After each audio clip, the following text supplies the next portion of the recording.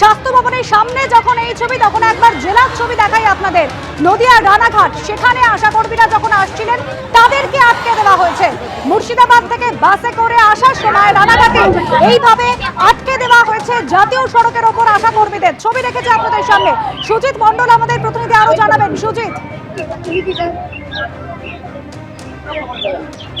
একদমই দেখো অনুষা, আমরা রয়েছে কিন্তু 12 নম্বর জাতীয় সড়কের একদম পাশে।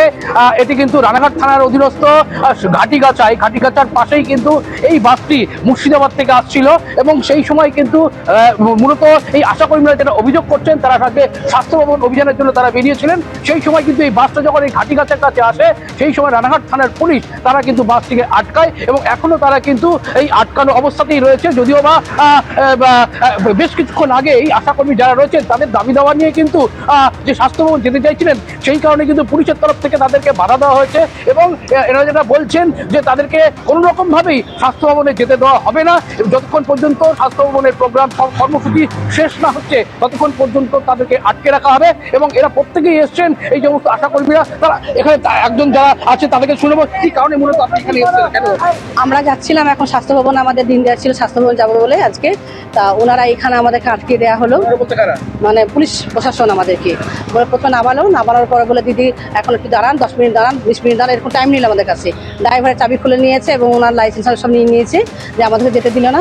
আমরা যখন 10 মিনিট টাইমের পর আবার বললাম, বড় মেজবাবুকে ডাকলো, উনি তখন আমাদের কিছু ধুমকিও দিলেন। প্রথম দিন প্রায় 2 ঘন্টার উপর হবে, 2 ঘন্টা 2.5 ঘন্টার উপরে হবে আমাদেরকে।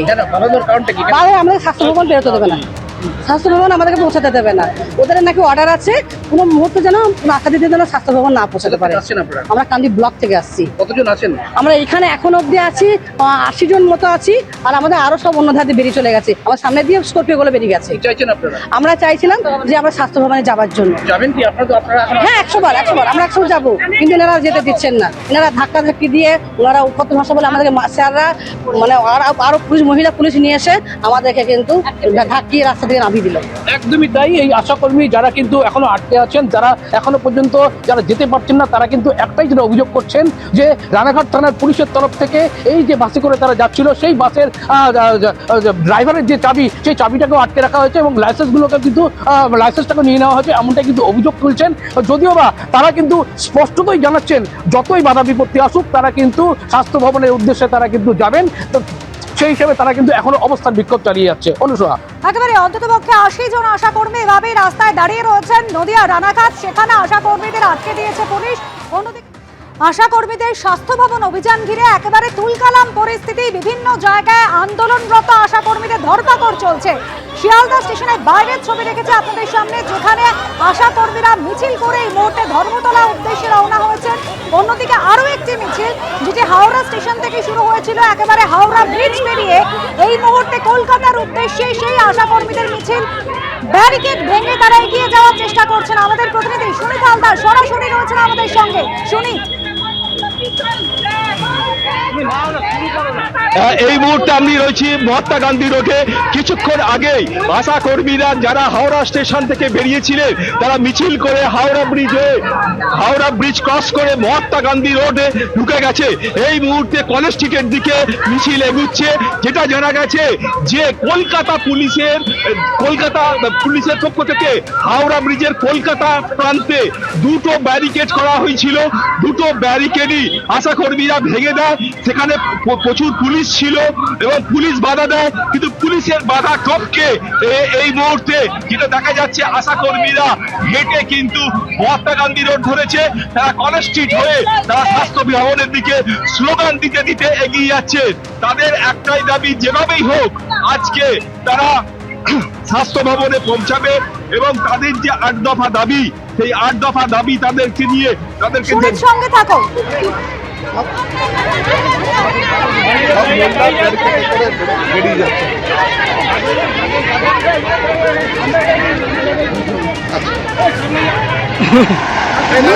এগিয়ে যাচ্ছিলেন আশাকর্মীরা, এভাবে ব্যারিকেড দিয়ে দেয় পুলিশ এবং যে ব্যারিকেড টপকে তারা এগিয়ে যেতে শুরু করেন।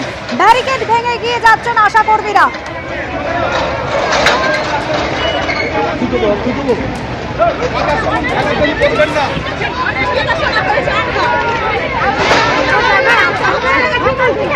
একেবারে সেই ছবি রেখেছে আপনাদের সামনে, যে সময় ব্যারিকেড ভেঙে গিয়ে যাচ্ছেন আশা কর্মীরা। হাওড়া স্টেশন থেকে দীর্ঘক্ষণ হাওড়া স্টেশনের মধ্যে তারা ছিলেন, তারা এগিয়ে যেতে চেষ্টা করেছিলেন, কিন্তু তাদের আটকে দেন আশা কর্মীরা। এরপর এই হাওড়া স্টেশন থেকে বেরিয়ে এগিয়ে যেতে শুরু করেন এবং তারপর কলকাতা পুলিশের যে ব্যারিকেড, সেই ব্যারিকেড ভেঙে গিয়ে চললেন আশা কর্মীরা।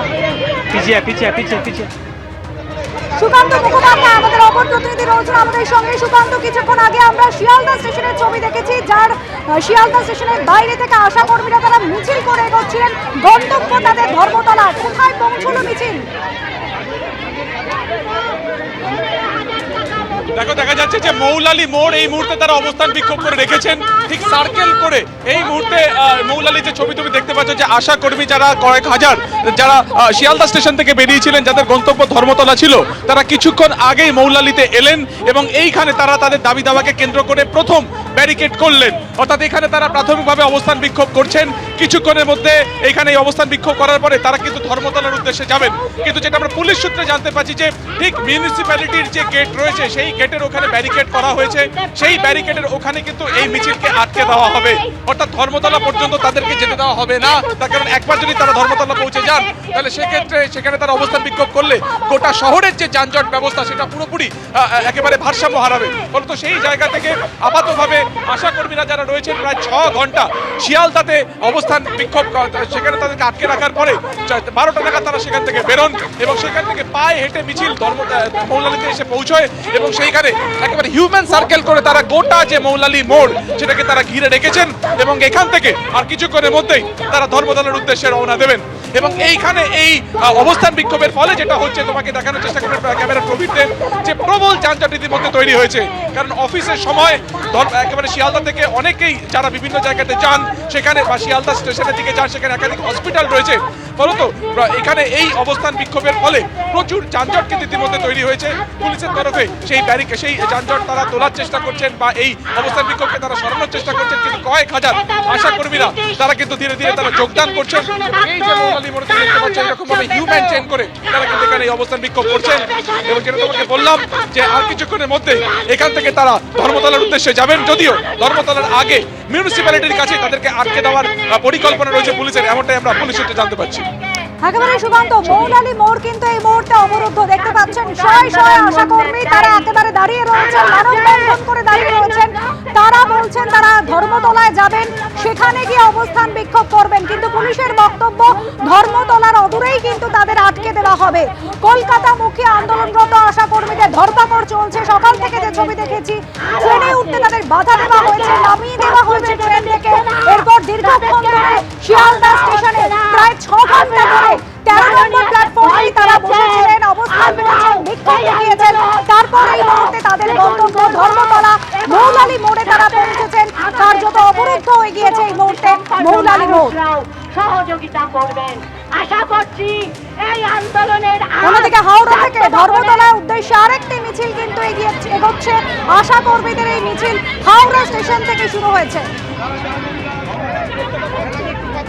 এক্ষেত্রেও কিন্তু এই আশা কর্মীদের আটকে দেওয়ার চেষ্টা করেন পুলিশ কর্মীরা, কিন্তু আশা কর্মীরা তারা ব্যারিকেড ভেঙে এই মুহূর্তে এগিয়ে চলেছেন ধর্মতলার উদ্দেশ্যে। এবিপি আনন্দ, এগিয়ে থাকে, এগিয়ে রাখে।